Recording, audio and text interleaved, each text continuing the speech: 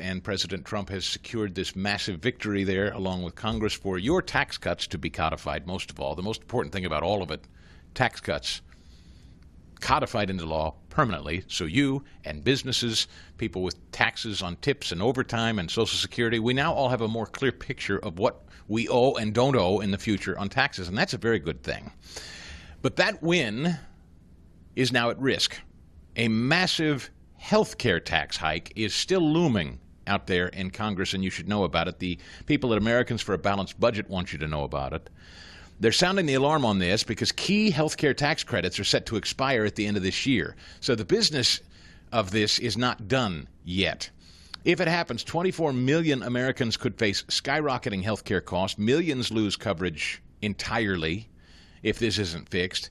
Rural communities, especially hard hit with reduced access to care. That's why Congress has to act right now to protect your tax credits for Americans who buy their own health insurance. You know that one of my sponsors and friends is John Ruhlman at U.S. Medical Plan.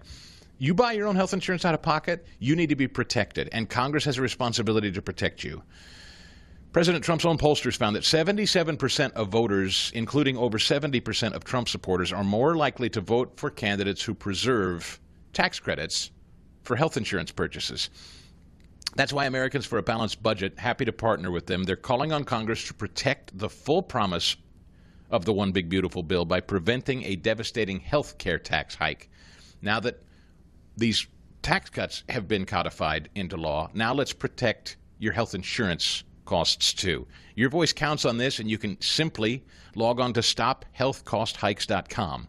If you buy your own health insurance out of pocket, protect your tax advantages when you do that by going to StopHealthCostHikes.com. Tell Congress, protect tax credits, stop rising costs, and act before it's too late.